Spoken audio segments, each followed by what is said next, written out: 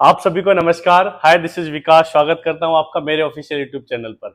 साथियों, आज हम बात करेंगे सेक्टर 18, सेक्टर 20, सेक्टर 22, सेक्टर 16, जहां आप जो लैंड एनक्रोचमेंट देख रहे थे, आज उसी के बारे में डिटेल हम बात करेंगे। क्योंकि बहुत सारी कमेंट्स ये थी कि सर, जो लैंड एनक्रोचमेंट है, क्या वहां पर अभी काम शुरू हुआ है, नहीं हुआ, हमारा भूखंड कब तक मिलेगा? जब हम वहां प्लॉट पर पहुंचते हैं तो वहां पर खेत होता है। तो साथियों, इसका एक कारण था। कारण ये था कि लगभग 2010 से 2013 के बीच में किसानों ने एक अर्जी दाखिल की थी कोर्ट में कि श्रीमान जी, हमारी भूमि को अधिग्रहित कर लिया गया है। उस पर मतलब उन्होंने स्टे ले लिया था। हुआ यह था कि अथॉरिटी ने जब 2009 में ये प्लॉट अलॉट किए थे, 21,000 प्लॉट सेक्टर 18-20 के, तो उस समय जो जमीन थी वो अर्जेंसी क्लॉज के तहत वो अधिग्रहित कर ली थी, क्योंकि उनको एक सेक्टर बना के उसकी जमीन को अलॉट करना था। लेकिन कुछ किसान, लगभग ये कह सकते हैं कि 450-500 की संख्या में जो प्लॉट थे, उनके भूखंडों के किसान कोर्ट पहुंच गए। उन्होंने ये अर्जी दाखिल कर दी। अब हुआ क्या कि कोर्ट में इसकी सुनवाई होने में लगभग कई वर्षों का समय लग गया। लेकिन अब विगत 2 दिन पहले ये न्यूज है कि अब कोर्ट ने वो याचिका जो किसानों द्वारा की गई थी वो खारिज कर दी है। अब इस याचिका के खारिज होने के बाद अथॉरिटी के पक्ष में यह अधिकार आ गया है कि वो उन प्लॉटों का विकास करें और जल्द ही वहां पर फिजिकल पोजीशन उन अलॉटियों को दे। क्योंकि साथियों देखो, बहुत लंबा इंतजार होता है 2009 से लेकर 2023 तक का। जिन लोगों के 4750 रुपए में यहाँ पर जो अलॉटमेंट निकली थी, और आज की डेट में 24,600 तो सरकारी रेट हो गया। और बाकी अगर हम प्लॉट के रेट की बात करें तो लेकर ये 45 से लेकर 50, 55, 60 के बीच में रेट आजकल फ्लोटिंग कर रहा है। तो वाकई में बहुत ज्यादा रेट में इंक्रीजमेंट हुआ है यमुना अथॉरिटी में।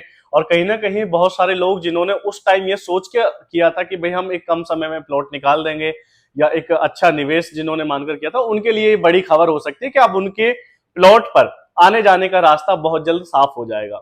अथॉरिटी लगातार विकास कार्य कर रही है। जैसा कि आपने देखा कि लगभग टोटल 400 ऐसे प्लॉट हैं जिनको अभी तक भूखंड नहीं मिला है, यानी कि अलॉटमेंट तो पुरानी है लेकिन भूखंड नहीं मिला है। तो उनको भी अब अलॉट जो प्लॉट है वहां पर फिजिकल पोजीशन दे दिया जाएगा। सेक्टर 22 ई में आपने देखा कि इंस्टीट्यूशनल प्लॉट है, उन प्लॉटों को भी जल्द ही उनको रास्ता इत्यादि निर्माण कराकर वहां पर भी प्लॉट को अलॉट कर दिया जाएगा। आपने देखा कि इसमें जो कौन कौन से गांव थे, जैसे अछेजा बुजुर्ग, रीलखा, रस्तमपुर, और ये इतने जो इनमें से और भी अन्य गांव है, मतलब 5 से 6 संख्या है गांव की। उन गांव की जमीन के किसानों ने इस पर स्टे ले रखा था। साथियों, यमुना अथॉरिटी लगातार किसानों के जो भी मुद्दे हैं, जो भी किसानों की समस्याएं हैं, उनको निस्तारण कर रही है। अलॉटियों की समस्याओं के निस्तारण के लिए लगातार प्रयास कर रही है कि क्या हम अच्छे से अच्छा कार्य कर सकते हैं, चाहे वो रीजनल ऑफिस के माध्यम से हो। क्योंकि देखो, उन्होंने ऐसा प्रयास किया है कि जैसे 22D के जो अलॉटिंग है, भाई 22D के इस इधर एरिया यमुना अथॉरिटी के, जब हम यमुना एक्सप्रेसवे के राइट हैंड साइड में देखेंगे, यानी कि अगर नोएडा से आगरा जा रहे हैं, तो जो हमारे सीधे हाथ पर जो राइट हैंड साइड पर जो एरिया पड़ेगा, तो उसके लिए उन्होंने ये सोचा है कि भाई ये लोग यमुना अथॉरिटी के जो अभी टेम्पररी ऑफिस है वहां ना आए, उसके लिए वहीं पे रीजनल ऑफिस 22D में खोल दिया है। ऐसे 18-20 में भी ऑफिस खुलेगा। तो अथॉरिटी सभी चीजों को संपूर्ण तरीके से लेकर चल रही है। और 2024 तक आप देखेंगे कि 18-20 में आपको कहीं भी लैंड एनक्रोचमेंट नहीं दिखाई देगा।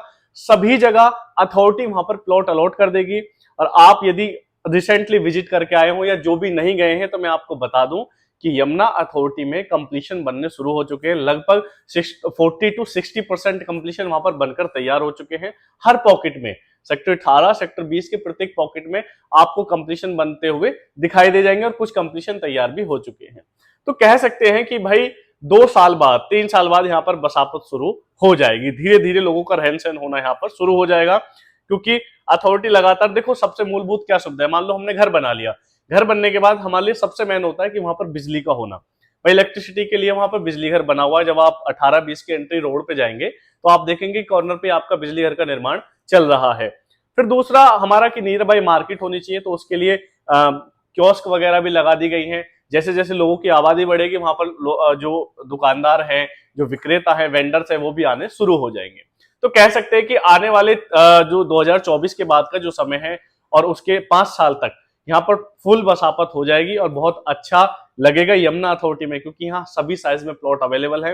और एक आइडियल साइज यमुना ने निकाला, आप देखें कि 300 मीटर का साइज एक बहुत अच्छा साइज होता है, जिसमें बहुत अच्छी फैमिली रहती है। 300 से लेकर 4,000 तक के यहाँ रेजिडेंशियल है। और अगर जो छोटे हैं, देखो ऐसा नहीं है कि सिर्फ भाई 300 वालों के लिए यहाँ चीजें हैं, जो 120 मीटर वाले हैं, जो 200 मीटर वाले हैं, उनके लिए भी चीजें अवेलेबल हैं। लेकिन अभी सेल परचेज उनमें एज कंपेयर अगर 300 की हम देखें तो कम है, चीजें कम निकल कर आ रही हैं।